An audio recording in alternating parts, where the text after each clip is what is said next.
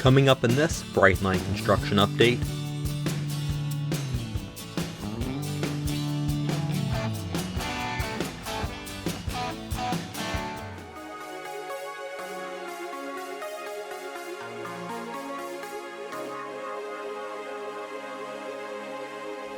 this update looks at the progress in Melbourne, Florida. Most of this video will be in downtown Melbourne, but we'll start with a brief look in Suntree at Suntree Blvd.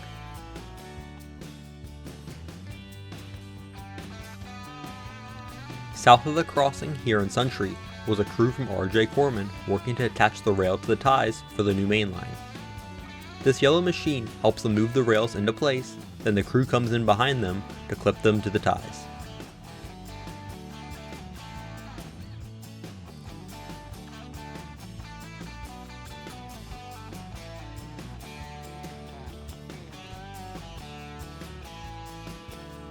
The rest of this video will focus on work in downtown Melbourne.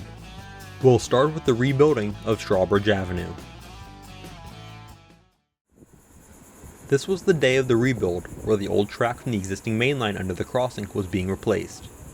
The old track had been moved out of the way along the edge of the right-of-way.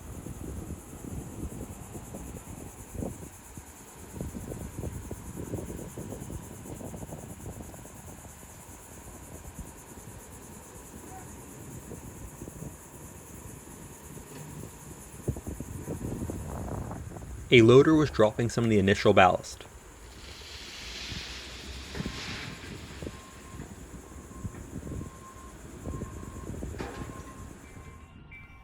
The majority of the ballast was brought in during a quick visit from the AFW1 work train, which is arriving here. Here it is dropping ballast. Only one pass was needed to drop the necessary amount.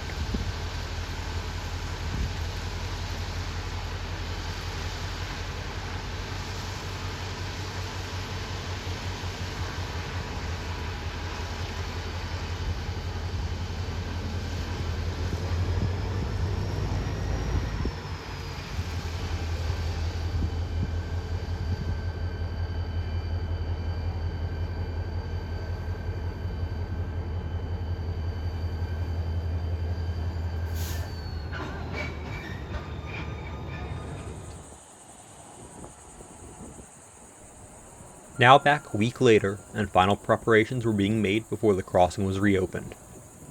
The crossing had been repaved, and the final roadway markings were being painted.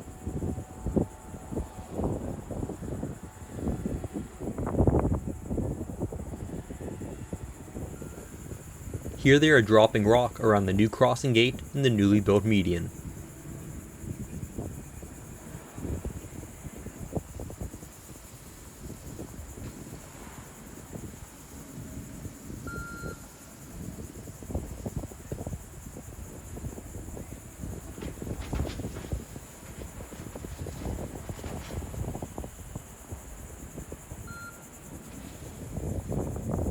And here is another load of rock.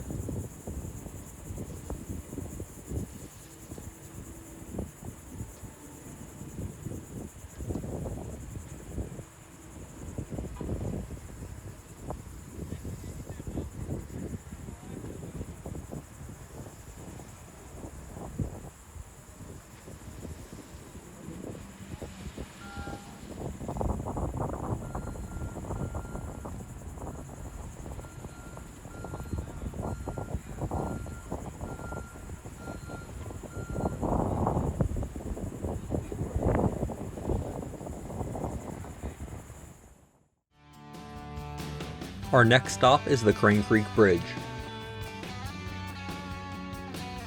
Lots of progress has been made here recently. One of the most noticeable changes is that the temporary trestle is starting to be removed. We'll take a closer look at that later.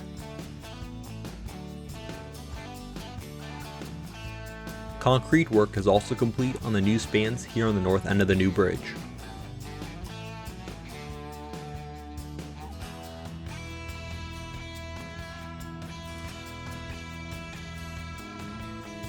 Here's a general overview looking east.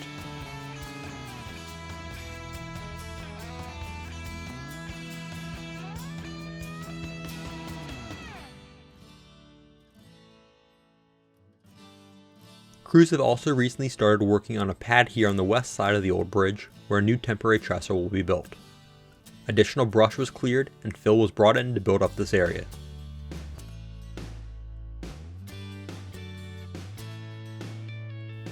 Due to space constraints, the existing temporary trestle had to be built where part of the new bridge would go. Once the temporary trestle is removed, crews could finish building the first track of the new bridge.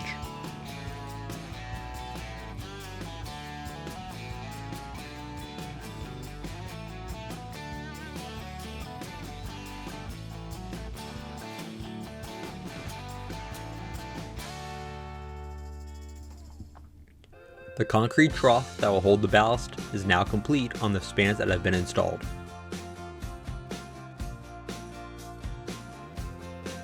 These two blue spans provide increased clearance for boats passing underneath and have their trough built in.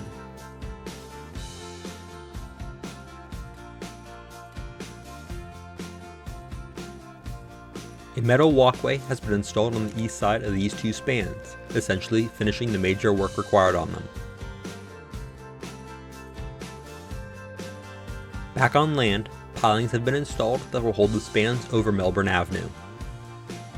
Forms have been built so that the bent caps can be poured. The last few pilings are being installed now.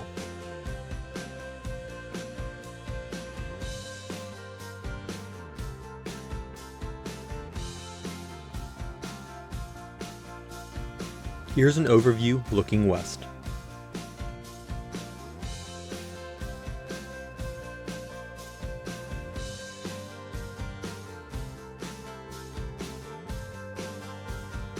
Coming in close, you can see the pilings where the end of the temporary trestle had been. This last span had been removed over the previous week.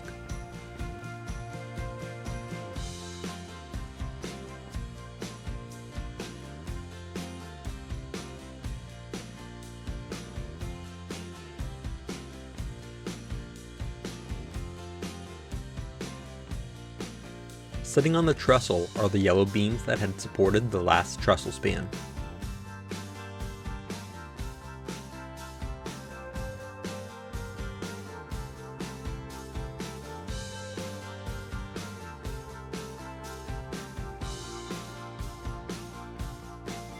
With that span removed, the look of the new bridge is no longer blocked and the future view here is starting to be revealed.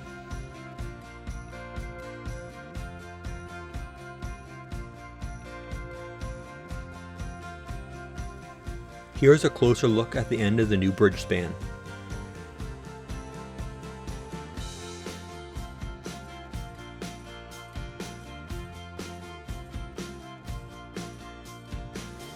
The new railing for the maintenance walkway is still being finished.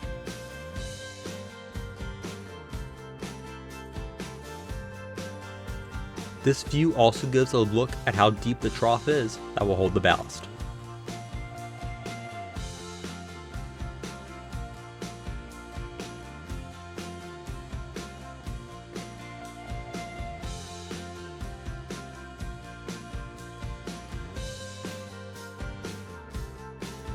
And here's a look at where the bridge will reach the embankment.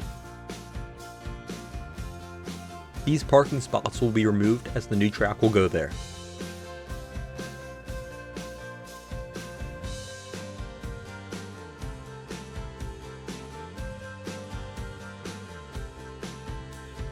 The last stop is near Seminole Avenue.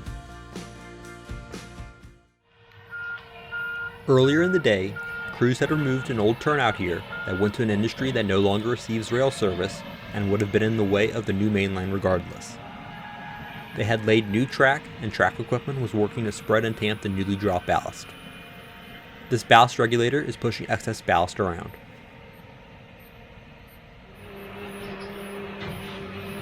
Here's the tamper in action. All of this track equipment is owned and operated by contractor HSR Constructors. There's a cart that is out in front of the tamper that has sensors that help check how level the track is and if there are any dips or rises in it. The machine then lifts each rail as necessary to make the track level.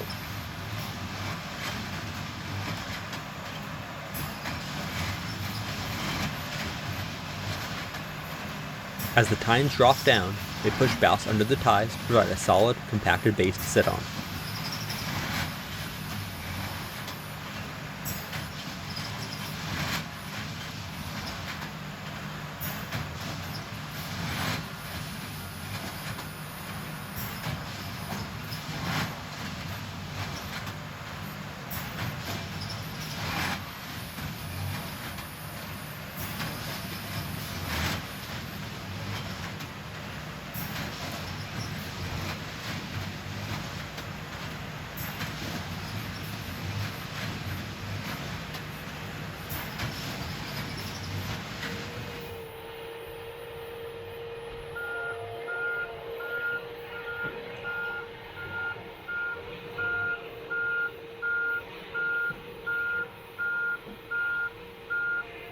Here's the ballast regulator passing through again to pull more ballast around the ties and to form the profile.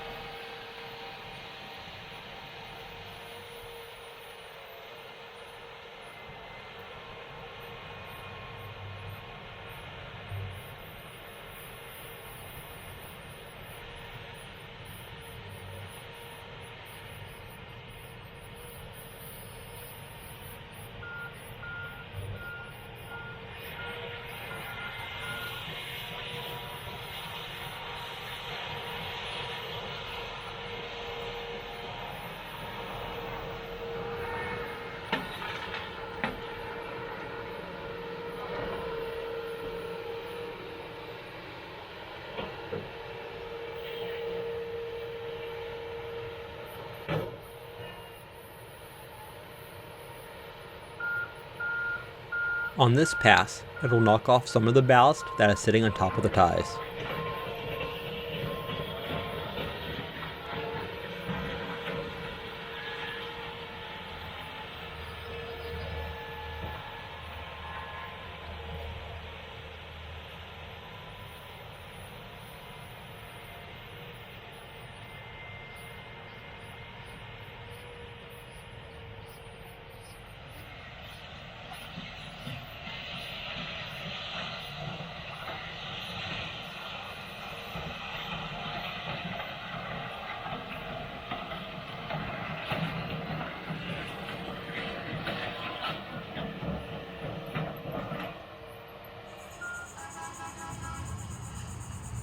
Here the regulator and tamper leave the worksite so the stabilizer can go to work.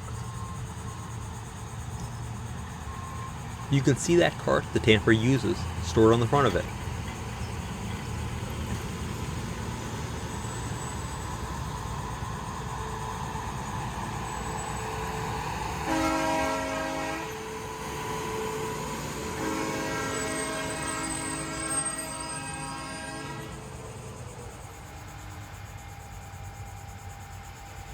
The stabilizer is dropping its vibrating equipment onto the tracks here.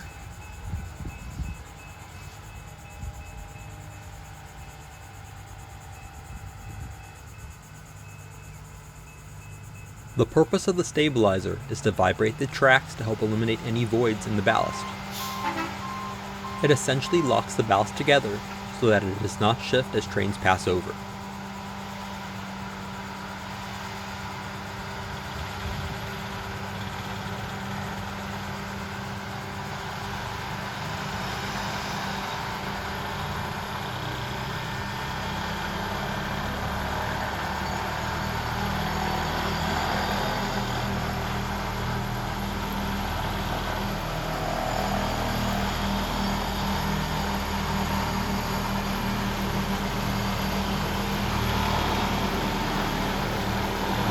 You can see the ballast that is still on top of the ties moving here.